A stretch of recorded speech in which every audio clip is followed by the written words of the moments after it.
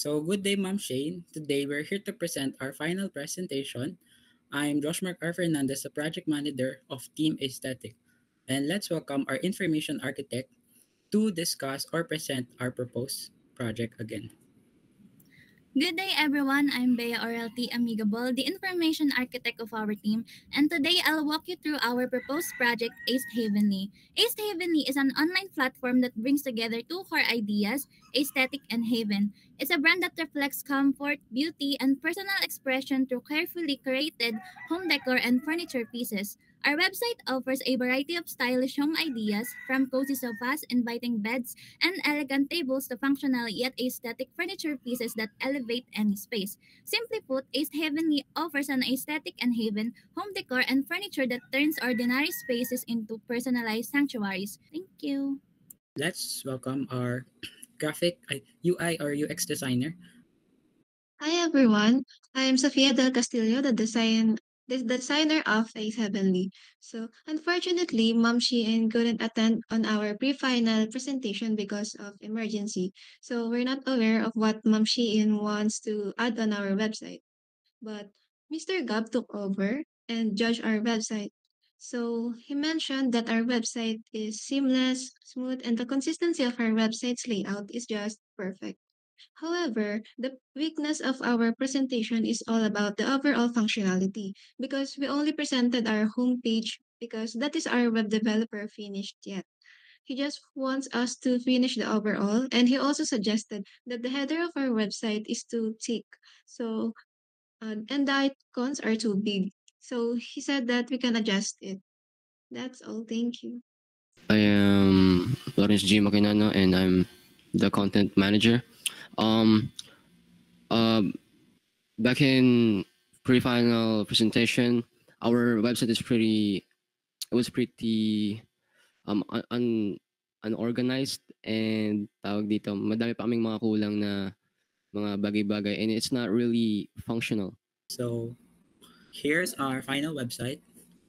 So, as you can see, yung pinabago ni Sir Gab sa amin is yung tawag dito. Yung sa header, masyado raw siyang makapal and masyadong malaki yung logo. Tapos yung mga icons na nasa taas.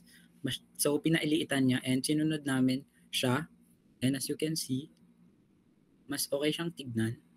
Pa-scroll down, Josh. Yan. And may mga pictures na rin. And it's functional as katulad ng nasa mock-up namin.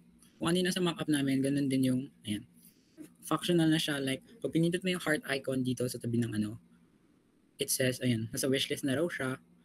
And sa may shopping cart naman, ayan, sa shopping cart na rin. Tapos, pwede mo siyang, yan, quantity. Tas, yan. And you can delete it also, yan.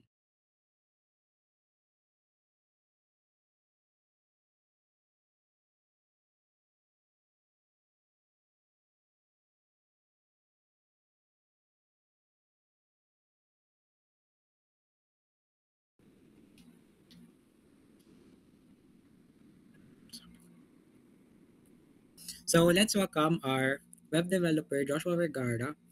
Hello po Ma'am Shane, I'm Joshua I. Vergara, one of the web developers. I will showcase our final website presentation. First is you will see the login page where you can input your details, and then after logging in, you will be directed to the main homepage. Next, we adjusted the sizes and added a lot of visual and clickable buttons. As you can see, the hearts and the cards buttons are working, and there's also a quantity selector to it. In our footer section, it's clickable as well. For example, the customer care section, the terms and condition, and the how to buy section are all functional. The next presenter will be Mr. Scheimar, and he will present the parts that we were not able to accomplish. I'm Shaimar Bipalatao, the web developer of the A70, and yung mga hindi po namin na-accomplish is yung FAQs page and yung mga cart and wishlist page, yung mga checkout and summary is hindi po namin nalagyan ng bawat page kasi po kinulang na po kami sa oras, and pati na rin yung specific product ng page, like yung pag pag nag-click ng isang product, hindi siya nag-show ng mismong page ng product na yun, ng sarili niyang page, which is yun yung hindi po namin na-accomplish.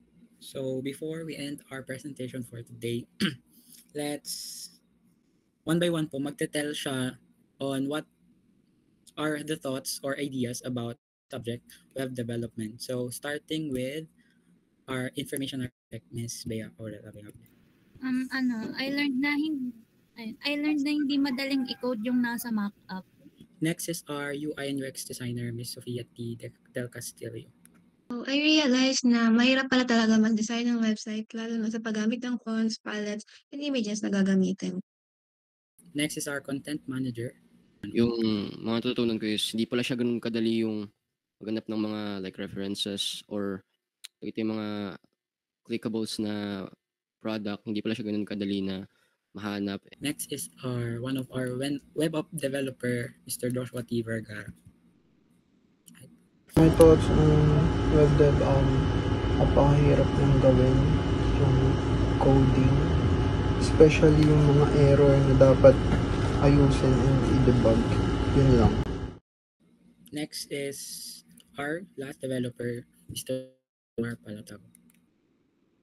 So ayun nga, sobrang dami rin kasi ng functionalities, which is yung sa page namin, yun doon din napahirap sa sobrang dami ng mga yung ipindutin na kailangan paganahin.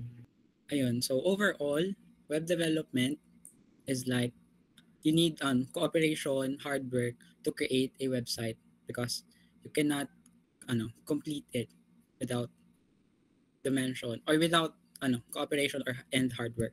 So that ends our presentation for today. Thank you.